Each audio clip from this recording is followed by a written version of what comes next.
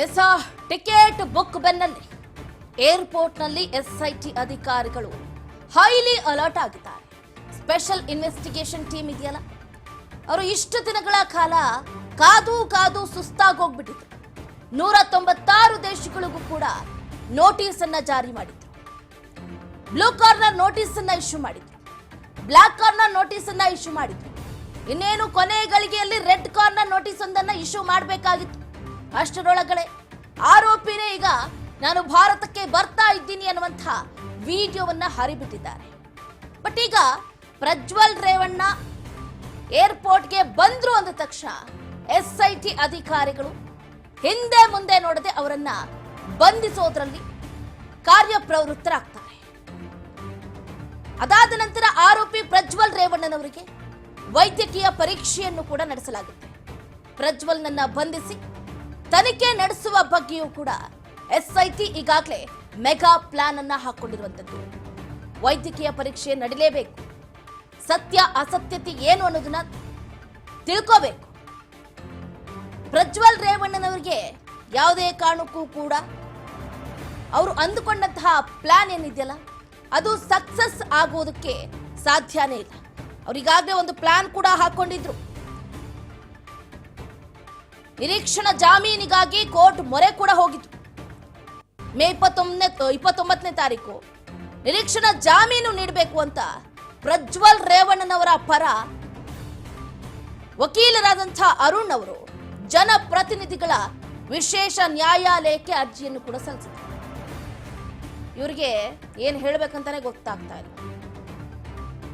ಇನ್ನೂ ಎಂಟ್ರಿನೇ ಕೊಟ್ಟಿಲ್ಲ, ಆಗ್ಲೇ ನಿರೀಕ್ಷಣಾ ಜಾಮೀನು ಅರ್ಜಿಯನ್ನ ನಿನ್ನೆನೆ ಸಲ್ಲಿಸ್ಬಿಟ್ಟಿದ್ದಾರೆ. ಬಟ್ ಯಾವುದೇ ಕಾರಣಕ್ಕೂ ಕೂಡ ಕೋರ್ಟ್ ಇದನ್ನ ಅಕ್ಸೆಪ್ಟ್ ಮಾಡಿಕೊಂಡಿಲ್ಲ. ಪ್ರಕರಣದ ತುರ್ತು ವಿಚಾರಣೆಯನ್ನ ಮನವಿ ಮಾಡಿದ್ರು, ಆದ್ರೆ ಇದಕ್ಕೆ ಎಸ್ಐಟಿ ಪರ ವಕೀಲರು ನಿರಾಕರಣೆ ಮಾಡಿದ್ದಾರೆ. ಯಾರು ಅಕ್ಸೆಪ್ಟ್ ಮಾಡ್ಕೊಳ್ಳೋದಕ್ಕೆ ಸಾಧ್ಯ? ಇಂತಹ ಮೋಸ್ಟ್ ವಾಂಟೆಡ್ ಆರೋಪಿಯನ್ನ ಹಿಡಿಬೇಕು ಅಂತ ಎಸ್ಐಟಿ ಅಧಿಕಾರಿಗಳು, ಸಿಬಿಐ ಅಧಿಕಾರಿಗಳು, ಸಿಐಡಿ ಅಧಿಕಾರಿಗಳು ಎಷ್ಟೆಷ್ಟೆಲ್ಲ ಪ್ರಯತ್ನವನ್ನ ಪಟ್ಟಿದ್ದಾರೆ. ಇನ್ನು ಈ ಆರೋಪಿ ಇಂಡಿಯಾಗೆ ಕಾಲಿಡ್ತಾ ಇದ್ದಂತೇನೆ ಈತನಿಗೆ ಜಾಮೀನು ಬೇಕಂತೆ. ಯಾವುದೇ ಕಾರಣಕ್ಕೂ ಕೂಡ ಒಪ್ಕೊಳ್ಳೋದಕ್ಕೆ ಸಾಧ್ಯನೇ ಇಲ್ಲ. ಎಸ್ಐಟಿ ಅಧಿಕಾರಿಗಳು ಮಾತ್ರ ಇದಕ್ಕೆ ರೆಡ್ ಸಿಗ್ನಲ್ ಅನ್ನ ತೋರಿಸಿದ್ದಾರೆ. ಯಾವುದೇ ಕಾರಣಕ್ಕೂ ಕೂಡ ಗ್ರೀನ್ ಸಿಗ್ನಲ್ ಅನ್ನ ಕೊಟ್ಟಿಲ್ಲ. ಆಕ್ಷೇಪಣೆಯನ್ನ ಸಲ್ಲಿಸಿದ್ದಾರೆ. ಇವತ್ತು ಅರ್ಜಿ ವಿಚಾರಣೆ ಕೂಡ ನಡೆಯುತ್ತೆ. ಮೇ 31ಕ್ಕೆ ಮುಂದೂಡಲಾಗಿದೆ. ಒಟ್ಟಾರೆಯಾಗಿ ಬಹಳ ಅಂದ್ರೆ ಬಹಳ ಕ್ಯೂರಿಯಾಸಿಟಿಯನ್ನ ಬಿಲ್ಡ್ ಮಾಡ್ತಾ ಇದೆ ಪ್ರಜ್ವಲ್ ರೇವಣ್ಣನವರ ಪ್ರಕರಣ. ಮಗನ ಆಗಮನದ ದಿನವೇ ತಾಯಿಯ ಭೇಲ್ ಭವಿಷ್ಯ ಏನಾಗುತ್ತೆ ಅನ್ನೋದು ಕೂಡ ಕುತೂಹಲವನ್ನ ಕೆರಳಿಸ್ತಾ ಇದೆ. ಒಟ್ಟಾರೆಯಾಗಿ ಗೌಡ್ರ ಫ್ಯಾಮಿಲಿ ಬರೀ ಕೋರ್ಟು ಕೇಸು ಅಲಿಯುವಂತಹ ಪರಿಸ್ಥಿತಿ ನಿರ್ಮಾಣ ಆಗೋಗಿದೆ. ಮತ್ತೊಂದು ಕಡೆ ಕ್ಯೂರಿಯಾಸಿಟಿ, ಒಂದು ಕಡೆ ಮಗ, ಮತ್ತೊಂದು ಕಡೆ ತಾಯಿ, ಇಬ್ರಿಗೂ ಕೂಡ ಹೈಲಿ ಟೆನ್ಷನ್ ಜಾಸ್ತಿ ಆಗ್ತಾ ಇದೆ. ನಿರೀಕ್ಷಣಾ ಜಾಮೀನು ಅರ್ಜಿ ಸಲ್ಲಿಸಿದಂತಹ ಭವಾನಿ ರೇವಣ್ಣನವರು ಒಂದು ಕಡೆ ನಿನ್ನೆ ವಿಚಾರಣೆಯನ್ನ ನಡೆಸಿ ವಿಚಾರಣೆಯನ್ನ ಮುಂದೂಡಲಾಗಿದೆ. ಕೋರ್ಟ್ ಮುಂದೂಡಿದೆ. ನಾಳೆ ಭವಾನಿ ರೇವಣ್ಣನವರ ನಿರೀಕ್ಷಣಾ ಜಾಮೀನು ಅರ್ಜಿ ಏನಾಗುತ್ತೆ ಅನ್ನೋದು ಕೂಡ ಕುತೂಹಲವನ್ನ ಕೇಳಿಸ್ತಾ ಇದೆ. ಒಟ್ಟಾರೆಯಾಗಿ ಈ ಘಟನೆಗಳನ್ನ ಗಮನಿಸ್ತಾ ಇದ್ರೆ ಎಲ್ಲೋ ಒಂದು ಕಡೆ ಗೌಡ್ರ ಕುಟುಂಬಕ್ಕೆ, ಅದರಲ್ಲೂ ಮುಖ್ಯವಾಗಿ ಗೌಡ್ರನ್ನ ಬಿಟ್ಬಿಡೋಣ, ಭವಾನಿ ರೇವಣ್ಣ, HD ರೇವಣ್ಣ, ಪ್ರಜ್ವಲ್ ರೇವಣ್ಣ, ಇವ್ರಿಗೆಲ್ಲೋ ಒಂದು ಕಡೆ ಕಂಟಕ ಏನಾದ್ರೂ ಶುರುವಾಗೋಯ್ತಾ? ಕೋರ್ಟು ಕೇಸು ಹಲಿಯೋದೇ ಇದಾಯ್ತಾ ಅನ್ನೋಂತಹ ಪ್ರಶ್ನೆ ಮೂಡ್ತಾ ಇದೆ. ಇದ್ರ ಬಗ್ಗೆ ಹೆಚ್ಚಿನ ಡೀಟೇಲ್ಸ್ ಅನ್ನ ಕೊಡ್ತಾ ಹೋಗ್ತಾರೆ ನಮ್ಮ political reporter Basavaraj Hoogar. Desk line ನಿಂದ ಜಾಯ್ನ್ ಆಗ್ತಿದ್ದಾರೆ. ಎಸ್ ಬಸವರಾಜ್, ನೀವು ಎಲ್ಲರೂ ಕೂಡ ಕುತೂಹಲದಿಂದ ಕಾಯ್ತಾ ಇದ್ದಂತಹ ಶುಭಗಳಿಗೆ ಅಂತ ಹೇಳ್ಬೇಕು, ಏನು ಗೊತ್ತಾಗ್ತಾ ಇಲ್ಲ. ಪ್ರಜ್ವಲ್ ರೇವಣ್ಣನವರ ಆಗಮನ ಆಗ್ತಾ ಇದೆ. ಹೆಚ್ಚಿನ ಡೀಟೇಲ್ಸ್ ಏನಿದೆ ಅಂತ? ಚಂದ್ರಕಲಾ, ಈಗಾಗಲೇ ಹಾಸನದ ಒಂದು ಪೆನ್ ಡ್ರೈವ್ ಪ್ರಕರಣ ಮತ್ತೆ ಏನು ಅಶ್ಲೀಲ ವಿಡಿಯೋ ಸಂಬಂಧಪಟ್ಟಂತ ಲೈಂಗಿಕ ದೌರ್ಜನ್ಯ ಪ್ರಕರಣ ಏನಿದೆ, ಈ ಒಂದು ಪ್ರಕರಣಕ್ಕೆ ಸಂಬಂಧಪಟ್ಟಂತೆ SIT ಅಧಿಕಾರಿಗಳು ಈಗಾಗಲೇ ಸಾಕಷ್ಟು ಒಂದ್ ಕಡೆ ಸಂತ್ರಸ್ತ ಮಹಿಳೆಯರಿಂದ ಹೇಳಿಕೆಗಳನ್ನು ಕೂಡ ಪಡೆದುಕೊಳ್ತಾ ಇದ್ದಾರೆ, ಸಾಕಷ್ಟು ಆ ತನಿಖೆ ಕೂಡ ಚುರುಕುಗೊಳಿಸಿದ್ದಾರೆ. ಆದ್ರೆ ಪ್ರಮುಖ ಒಂದು ರೀತಿಯಲ್ಲಿ ಆರೋಪ ಕೇಳಿ ಬಂದಿರತಕ್ಕಂಥದ್ದು ಮತ್ತೆ ಪ್ರಕರಣ ಕೂಡ ದಾಖಲಾಗಿರುವಂತಹ ಸಂಸದರಾಗಿರುವಂತಹ ಪ್ರಜ್ವಲ್ ರೇವಣ್ಣ ಅವರು ಕೂಡ ವಿದೇಶದಲ್ಲಿದ್ದರು. ಅವರನ್ನ ಒಂದು ದೇಶಕ್ಕೆ ವಾಪಸ್ ಕರೆತರುವಂತಹ ಪ್ರಯತ್ನಕ್ಕೂ ಕೂಡ ಸಾಕಷ್ಟು ರಾಜ್ಯ ಸರ್ಕಾರ ಸಾಕಷ್ಟು ಪ್ರಯತ್ನವನ್ನು ಕೂಡ ಮಾಡಿತ್ತು. ಅವರ ರಾಜತಾಂತ್ರಿಕ ಪಾಸ್ಪೋರ್ಟ್ಗಳನ್ನು ರದ್ದು ಮಾಡಲಿಕ್ಕೆ ಈಗಾಗಲೇ ವಿದೇಶಾಂಗ ಸಚಿವಾಲಯಕ್ಕೆ ಪತ್ರ ಕೂಡ ಬರೆದಿತ್ತು. ವಿದೇಶಾಂಗ ಸಚಿವಾಲಯ ಕೂಡ ಸಾಕಷ್ಟು ಸಿದ್ಧತೆ ಕೂಡ ನಡೆಸಿತ್ತು. ಆದ್ರೆ ಇದೀಗ ಪ್ರಜ್ವಲ್ ರೇವಣ್ಣ ಅವರೇ ಸ್ವತಃ ನಾನು 31ನೇ ತಾರೀಕಿಗೆ ಬರ್ತೇನೆ ಅನ್ನುವಂಥದ್ದು ವಿಡಿಯೋ ಮುಖಾಂತರ ಹೇಳಿರುವಂಥದ್ದು. ಈಗಾಗಲೇ ಟಿಕೆಟ್ ಕೂಡ ಬುಕ್ಕಿಂಗ್ ಮಾಡಿರುವಂಥದ್ದು. ಜರ್ಮನಿಯ ಮ್ಯೂನಿಚ್ನಿಂದ ಈಗಾಗಲೇ ಏನು ಇವತ್ತು ಮಧ್ಯಾಹ್ನ 12:30ಕ್ಕೆ ಹೊರಡ್ತಾರೆ, ಅಂದ್ರೆ ಇವತ್ತು ಮಧ್ಯರಾತ್ರಿ 12:30ಕ್ಕೆ ಬರುವಂತ ಸಾಧ್ಯತೆ ಕೂಡ ಇರುವಂಥದ್ದು. ಈಗಾಗಲೇ ಬುಕ್ಕಿಂಗ್ ಕೂಡ ಮಾಡಿದ್ದಾರೆ. ಈಗಾಗಲೇ ಅವರೇ ಸ್ವತಃ ವಿಡಿಯೋ ಮುಖಾಂತರ ಕೂಡ 31ನೇ ತಾರೀಕಿಗೆ ನಾನು SIT ಮುಂದೆ ನಾನೇ ಹಾಜರಾಗ್ತೇನೆ ಅನ್ನುವಂಥ ಮಾತನ್ನು ಕೂಡ ಹೇಳಿರುವಂಥದ್ದು.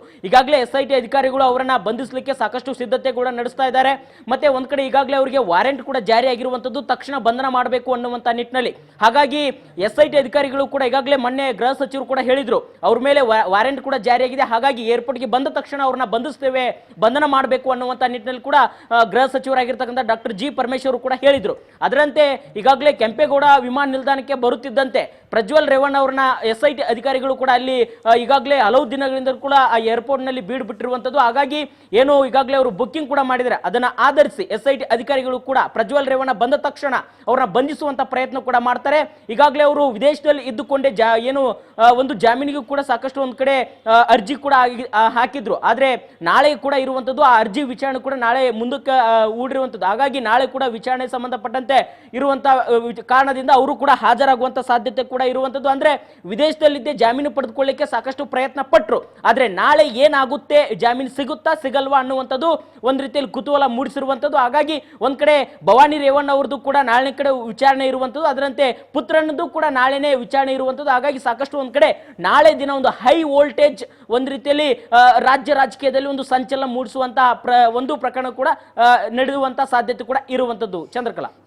ಬಸವರಾಜ್, ನಾವಿನ್ನೂ ಕೂಡ ಗಮನಿಸ್ತಾ ಇದ್ದೀವಿ ರೇವಣ್ಣನವರ ಫ್ಯಾಮಿಲಿಗೆ ಮೇ 31 ಒಂದು ರೀತಿಯಾದಂತಹ ನಿರ್ಣಾಯಕ ದಿನ ಅಂತಾನೆ ಹೇಳ್ಬೋದು. ಒಂದು ಕಡೆ HD ರೇವಣ್ಣ, ಮತ್ತೊಂದು ಕಡೆ ಭವಾನಿ ರೇವಣ್ಣ, ಮತ್ತೊಂದು ಕಡೆ ಪ್ರಜ್ವಲ್ ರೇವಣ್ಣ. ಭವಿಷ್ಯ ಎಲ್ಲೋ ಒಂದು ಕಡೆ ಇವ್ರ ಕುಟುಂಬ ಬರೀ ಜೈಲು ಬೇಲು ಇದೇ ಆಗೋಗುತ್ತಾ ಮುಂದಿನ ದಿನದಲ್ಲಿ ಅಂತ? ಚಂದ್ರಕಲಾ, ಒಂದ್ ಕಡೆ ಈಗಾಗಲೇ ಈ ಒಂದು ಪ್ರಕರಣಕ್ಕೆ ಸಂಬಂಧಪಟ್ಟಂತೆ ಇಡೀ ದೇಶಾದ್ಯಂತ ಅಲ್ಲ ಪ್ರಪಂಚಾದ್ಯಂತ ಕೂಡ ಸದ್ದು ಮಾಡಿರುವಂತದ್ದು. ಒಂದ್ ಕಡೆ SIT ಅಧಿಕಾರಿಗಳು ಎಲ್ಲೋ ಒಂದ್ ಕಡೆ ವಿಫಲರಾದ್ರ, ರಾಜ್ಯ ಸರ್ಕಾರ ಎಲ್ಲೋ ಒಂದ್ ಕಡೆ ವಿಫಲವಾಯ್ತಾ ಅನ್ನುವಂತ ಕೂಗು ಕೂಡ ಹೇಳ್ತಾ ಇತ್ತು. ಯಾಕಂತಂದ್ರೆ ಒಂದ್ ಕಡೆ ದೇವರಾಜಗೌಡರ ಅರೆಸ್ಟ್ ಮಾಡ್ತಾರೆ, ಇನ್ನೊಂದು ಕಡೆ ಸಾಕಷ್ಟು ಮಹಿಳೆಯರಿಂದ ಸಂತ್ರಸ್ತ ಮಹಿಳೆಯರಿಂದ ಒಂದು ಹೇಳಿಕೆ ಪಡೆದುಕೊಳ್ತಾರೆ. ಆದ್ರೆ ಇದುವರೆಗೂ ಕೂಡ ಪ್ರಮುಖ ಆರೋಪಿ ಆಗಿರ್ತಕ್ಕಂಥ ಪ್ರಜ್ವಲ್ ರೇವಣ್ಣ ಪತ್ತೆ ಹಚ್ಚುವಂತ ಕಾರ್ಯ ಆಗಿಲ್ಲ ಅನ್ನುವಂತ ಅಸಮಾಧಾನ ಇತ್ತು. ಅದರಂತೆ ರಾಜ್ಯ ಸರ್ಕಾರ ಸಾಕಷ್ಟು ಒಂದ್ ಕಡೆ ಪ್ರಯತ್ನ ಪಟ್ಟಿರುವಂತದ್ದು. ಇದೀಗ ಸ್ವತಃ ಪ್ರಜ್ವಲ್ ರೇವಣ್ಣ ಕೂಡ ಬರ್ತಾ ಇದ್ರೆ ಎಲ್ಲೋ ಒಂದ್ ಕಡೆ ಒಂದು ಕುಟುಂಬಕ್ಕೆ, ಅಂದ್ರೆ ರೇವಣ್ಣ ಆಗಿರ್ಬೋದು, ರೇವಣ್ಣ ಅವರಿಗೂ ಕೂಡ ಒಂದು ಬೇಲ್ ಕೂಡ ಸಿಕ್ತು. ರೇವಣ್ಣ ಆಗಿರ್ಬೋದು, ಮತ್ತೆ ಭವಾನಿ ರೇವಣ್ಣ ಆಗಿರ್ಬೋದು, ಪ್ರಜ್ವಲ್ ಆಗಿರ್ಬೋದು, 3 ಜನರಿಗೂ ಕೂಡ ಎಲ್ಲ ಒಂದು ಕಡೆ ಈ ಒಂದು ಪ್ರಕರಣಗಳು ಸಂಬಂಧಪಟ್ಟಂತೆ ಒಂದ್ ಕಡೆ ಕಿಡ್ನಾಪ್ ಪ್ರಕರಣದಲ್ಲಿ ರೇವಣ್ಣ ಅವರಿಗೆ ಈ ಒಂದಿಷ್ಟು ತನಿಖೆ ಕೂಡ ಅವರು ಎದುರಿಸಬೇಕಾಗಿತ್ತು. ಇದಾದ ಬಳಿಕ ಈಗ ಭವಾನಿ ರೇವಣ್ಣ ಅವರಿಗೆ ಇದೇ ಪ್ರಕರಣ ಕೂಡ ಇರುವಂತದ್ದು. ಹಾಗಾಗಿ ಇವೆಲ್ಲವನ್ನು ನೋಡ್ತಾ ಹೋದ್ರೆ ಎಲ್ಲೋ ಒಂದು ಕಡೆ ಒಂದು ದೇವೇಗೌಡರ ಒಂದು ಕುಟುಂಬದಲ್ಲಿ ಇರ್ತಕ್ಕಂಥ ಒಂದು ಸದಸ್ಯರಿಗೆ ಈ ರೀತಿಯಾಗಿರ್ತಕ್ಕಂಥ ಪ್ರಸಂಗಗಳು ಮತ್ತೆ ಪ್ರಕರಣಗಳು ಒಂದು ರೀತಿಯಲ್ಲಿ ರಾಜ್ಯ ರಾಜಕಾರಣದಲ್ಲಿ, ಅದರಲ್ಲೂ ಕೂಡ ಲೋಕಸಭಾ ಚುನಾವಣೆಯ ಫಲಿತಾಂಶ ಸಂದರ್ಭದಲ್ಲಿ ಈ ರೀತಿಯಾಗಿರ್ತಕ್ಕಂಥ ಘಟನೆಗಳು ಎಲ್ಲ ಒಂದ್ ಕಡೆ ಸ್ವತಃ ಒಂದು ಸಾಮಾನ್ಯವಾಗಿ ಮಾಜಿ CM ಕುಮಾರಸ್ವಾಮಿ ಅವರು ಕೂಡ ಸಾಕಷ್ಟು ಈ ಪ್ರಕರಣವನ್ನು ಗಂಭೀರವಾಗಿ ತೆಗೆದುಕೊಂಡಿದ್ದಾರೆ. ಯಾಕಂತಂದ್ರೆ ಅವರ ಕುಟುಂಬದಲ್ಲಿ ಈ ರೀತಿಯಾಗಿರ್ತಕ್ಕಂಥ ಘಟನೆಗಳು ಯಾವ ರೀತಿ, ಅದಕ್ಕೆ ಈ ಕಾರಣ ಏನು ಅನ್ನುವಂಥದ್ದನ್ನು ಕೂಡ ಅವರು ಸಾಕಷ್ಟು ಒಂದ್ ಕಡೆ ಒಂದು ತನಿಖೆಯನ್ನು ಕೂಡ, ಅಂದ್ರೆ ಅವರೇ ಸ್ವತಃ ಇದನ್ನ ಎಲ್ಲವನ್ನು ಕೂಡ ಗಮನಿಸ್ತಾ ಇದ್ದಾರೆ, ದೇವೇಗೌಡರು ಕೂಡ ಗಮನಿಸ್ತಾ ಇದ್ದಾರೆ. ಹಾಗಾಗಿ ಈ ಒಂದು ಪ್ರಕರಣಗಳು ಯಾವ ರೀತಿಯಾಗಿ ಬಂದು, ಇದರ ಹಿನ್ನೆಲೆ ಏನು ಅನ್ನುವಂಥದ್ದು ಕೂಡ ಸಾಕಷ್ಟು ಒಂದ್ ಕಡೆ ಅವರಿಗೆ ಒಂದು ಪ್ರಶ್ನೆಯಾಗಿ ಕಾಡ್ತಾ ಇದೆ. ಚಂದ್ರಕಲಾ. ಥ್ಯಾಂಕ್ ಯು ಬಸವರಾಜ್ ಹೂಗಾರ್, ನಿಮ್ಮ ಕಂಪ್ಲೀಟ್ ಮಾಹಿತಿಗಾಗಿ.